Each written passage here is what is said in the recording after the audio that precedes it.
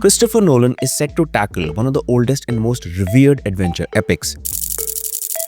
His next film, The Odyssey, scheduled to release on July 17, 2026, will be an adaptation of Homer's ancient Greek poem by the same name. From being the first film to be shot entirely with IMAX film cameras to being an across-the-world epic shooting experience, The Odyssey is poised to be one of Nolan's most ambitious projects to date. You're goddamn right. And in this video, we'll delve into Nolan's approach to adapting Homer's Odyssey, focusing on the themes and narrative structure he might employ. But before we set sail into Nolan's imaginative tale on The Odyssey, let's gather some context around the story and why Nolan is a perfect fit. And here we go. Homer's Odyssey is one of the foundational epic poems of ancient Greek literature. It chronicles the arduous 10-year journey of Odysseus, the king of Ithaca, as he strives to return home following the decade-long Trojan War. No one could stand between my men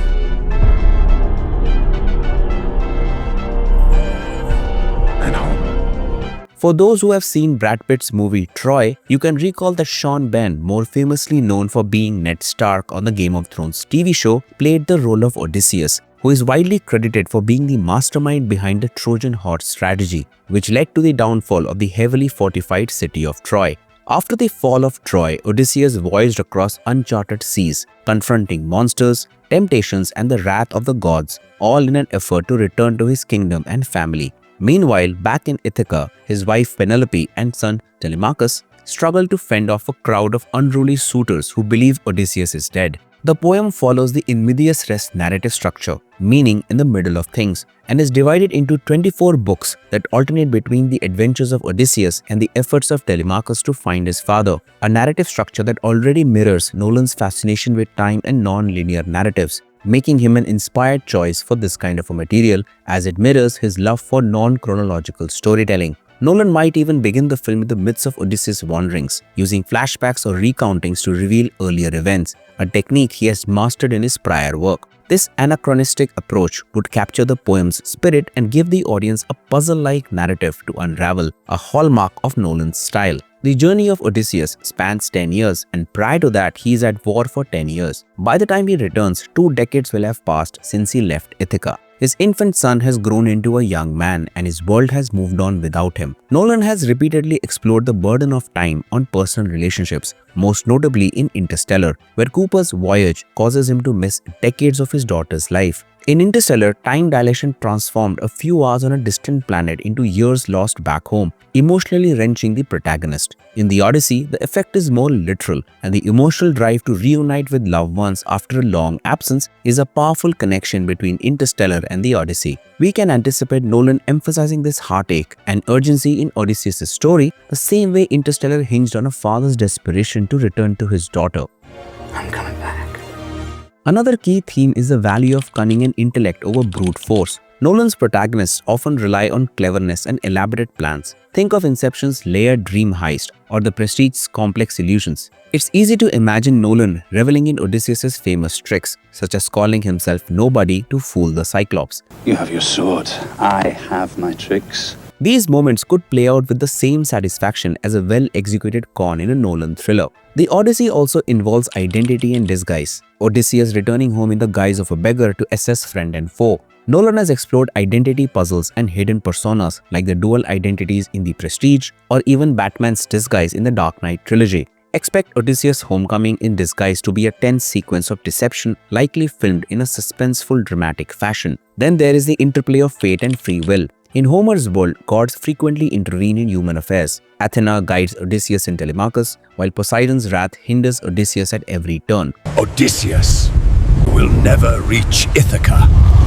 How will Nolan handle the divine elements of this myth is going to be interesting. Nolan, known for grounding his films in reality or plausible science, might portray the gods more ambiguously or symbolically. For instance, Athena could appear in human form as she often does in the poem, rather than as a flashy CGI deity. Nolan has never tackled outright fantasy before, but he has portrayed mind-bending concepts in Inception and Interstellar and larger-than-life scenarios like The Dark Knight and Tenet in grounded, believable ways. It will be fascinating to see how he visualizes, for example, a one-eyed giant or a six-headed monster, likely using a mix of practical effects and selective CGI to maintain a sense of realism. In short, the epic scale and structure of the Odyssey played directly to Nolan's strength, along with the all-star cast which provides clues to the characters they will portray. Matt Damon leads as King Odysseus of Ithaca, a role that Nolan specifically wanted him for. This marks Damon's third collaboration with Nolan after Interstellar and Oppenheimer, but his first headlining a Nolan film. Damon brings a mix of everyman relatability and steely determination well suited for Odysseus' character. Why? Why? How about because this is the most important thing to ever happen in the history of the world? In Greek myth, Odysseus is a seasoned warrior, a cunning strategist, and a devoted family man. Damon has experience playing intelligent, survival-minded heroes. Think of Mark Watney in The Martian and the resourceful Jason Bourne. Nolan will likely draw out Damon's ability to convey leadership and vulnerability, making Odysseus a hero with depth and flaws rather than a one-dimensional legend. Tom Holland has been cast as Telemachus, the son of Odysseus. This is a significant role. In this story, Telemachus grows up during his father's 20-year absence and eventually sets out to find news of Odysseus, coming of age in the process. Holland's youthful energy and earnestness, familiar from his role as Spider-Man, make him a great fit for the character, who must transform from a hesitant, untested youth into a capable prince ready to defend his home. Anne Hathaway as Penelope, Odysseus' wife. Hathaway is a Nolan veteran, having previously worked in The Dark Knight Rises and Interstellar, and has the poise and emotional range to embody Penelope's grace and fortitude. In Homer's tale, Penelope is the epitome of fidelity and cleverness. She waits 20 years for Odysseus, fending off suitors by weaving and secretly unraveling a shroud to buy time. Hathaway can convey the resilience and quiet intensity such a role requires. The presence of Zendaya in the cast has sparked much speculation about her role. One plausible role for Zendaya is Nausicaa, who discovers Odysseus washed ashore and helps him on the final leg of his journey. In the poem, Nausicaa is about Telemachus' age and has a gentle, kind interaction with Odysseus, though she doesn't meet Telemachus. The more probable possibility is Zendaya as Athena, the goddess who mentors Telemachus and aids Odysseus, often in disguise. Charlize Theron's casting suggests a role that demands a commanding screen presence, who could be playing the role of either Circe or Calypso, two powerful women Odysseus encounters, more likely the former than the latter. Theron, known for her intense roles in Mad Max Fury and Atomic Blonde, would make her a great Circe, the enchantress who turns Odysseus' men into pigs. Another exciting addition is Lupita Nyong'o. She might portray Calypso, the nymph who holds Odysseus captive on an idyllic island. Lupita's regal and mysterious aura, as seen in roles like Nakia in Black Panther or a dual role in Us, could bring gravitas to Calypso's part in the story. Nolan's Odyssey has many other notable actors whose roles haven't been officially disclosed, and Nolan's casting choices point to a film that will have multiple intertwining storylines, each anchored by talented performers who can bring these ancient characters to life. Which brings us to the biggest question: how Christopher Nolan will structure this sprawling epic. The Odyssey itself is famously non-linear. It begins nearly at the end of Odysseus' wanderings, then flashes back to fill in his adventures, and finally returns to the present for the climax in Ithaca. Nolan is likely to embrace and amplify this non-linear structure. Given his track record, here are some structural approaches we anticipate. Parallel timelines. Nolan may intercut between Odysseus' journey and events in Ithaca happening during the same time. For example, the film could open with Ithaca in chaos, Penelope and Telemachus dealing with suitors, then shift to Odysseus stranded at sea or on Calypso's island near the end of his travels. From there, the narrative might run on two tracks: Odysseus overcoming the final obstacles to get home, while Telemachus embarks on his voyage to Pylos and Sparta to seek news of his father. These two threads could be presented with cross-cutting tension, much like Nolan did in Dunkirk, where three storylines, land, sea and air, unfolded on different timescales but converged. In the Odyssey, the timescales are broader, years of wandering versus weeks of Telemachus' quest, but Nolan could creatively compress or expand time.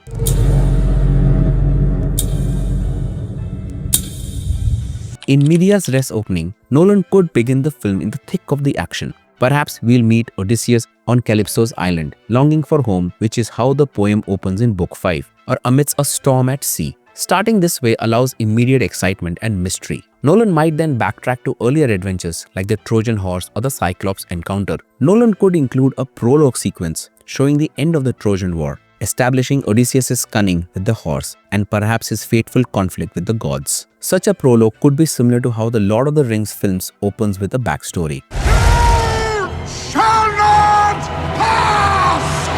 Multiple perspectives. Nolan's Odyssey might not strictly adhere to Odysseus and Telemachus' point of view. We could get scenes from Penelope's perspective in Ithaca, heightening the drama of her situation as the suitors grow more dangerous. Perhaps we'll witness her clever ruse of weaving the shroud by day and unraveling at night to delay choosing a new husband. Nolan may also give us a window into the suitors' dynamics. For instance, a scene of Antinous plotting to kill Telemachus, which in the poem happens off-page but could be shown to create suspense. By juggling these perspectives, Nolan can build a rich intercutting tapestry. Odysseus facing perils abroad, Telemachus facing challenges in his investigation and on the sea, and Penelope facing internal threats at home. It was perfect.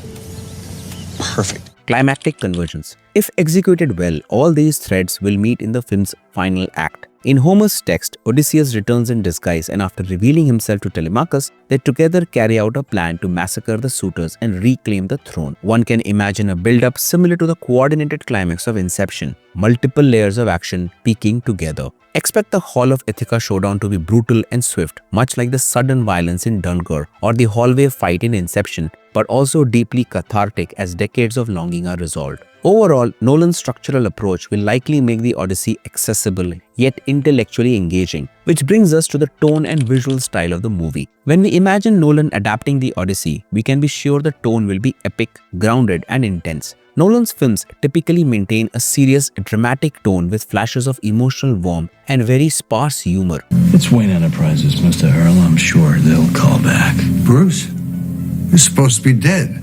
Sorry to disappoint.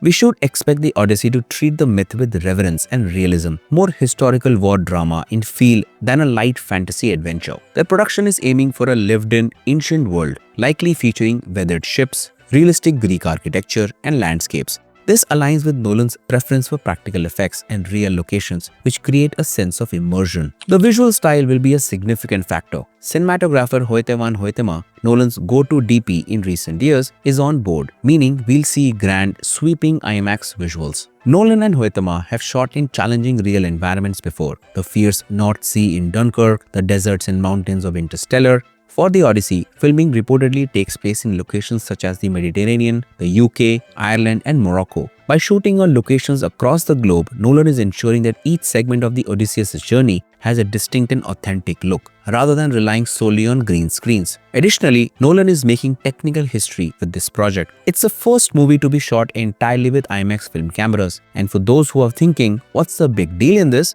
Let me tell you, IMAX cameras are known for their incredible video quality, which can go up to 18K, but they are bulky, noisy, and incredibly hard to use. Because of these limitations, IMAX cameras are used for select sequences and features. For Nolan's films, which are infamous for sometimes muffled dialogue, the noisy aspect of the camera has been the reason why he has only been able to shoot a maximum of 79 minutes using an IMAX film camera. To address these issues, IMAX developed new IMAX film cameras that shoot entirely on 65mm film, which are 30% quieter than the previous generation. So when we hear that the Odyssey is going to be shot entirely with IMAX film cameras, let's just accept the result will be an image of unparalleled clarity and scale, ideal for capturing the vast Aegean Sea or the towering Cyclops in frame. Despite the mythical subject, Nolan will likely aim for visceral realism in the action. In the Odyssey, sequences like Odysseus' ship being wrecked by a storm or the final archery duel against the suitors could be filmed using practical stunts and effects to create an immediate and dangerous feel. Tone-wise, expect a balance of awe and tension. Nolan's Odyssey should convey the awe of encountering the fantastical, the literal monsters that Odysseus face. The film will probably not be gory or graphic for its own sake, but it will be intense. Nolan can draw on his experience from the claustrophobic Joker scenes in The Dark Knight or the dread of Bane's attack in The Dark Knight Rises to make these mythical dangers feel real and scary. On the other hand, Nolan will inject emotional depth through Ludwig Göransson's musical score. We can likely look forward to a stirring theme that underscores Odysseus' longing for home, much like Zimmer's piece Stay in Interstellar. Make him stay, Merv. Don't let me leave, Merv! The music and cinematography together will set an epic, somber tone for much of the runtime, with moments of uplift during triumphs. Nolan's color palette might favor earthy, natural tones, the burnished bronze of Greek armor, the deep blues of the sea, or the warm gold of the Mediterranean sunlight, lending the film a rich, classical look rather than the high-saturation fantasy style of, say, a superhero movie. The tagline "Defy the Gods" suggests that the film's tone will emphasize human perseverance against cosmic forces, effectively a man versus fate drama set against a mythic backdrop. In many ways, this film is a culmination of Nolan's career-long exploration of challenging narratives. As fans, we might see reflections of Cobb, Cooper, and Dunkirk's soldiers in Odysseus, characters navigating turmoil in the hope of seeing home again. I think I found a way home. And this last job, that's how I get there.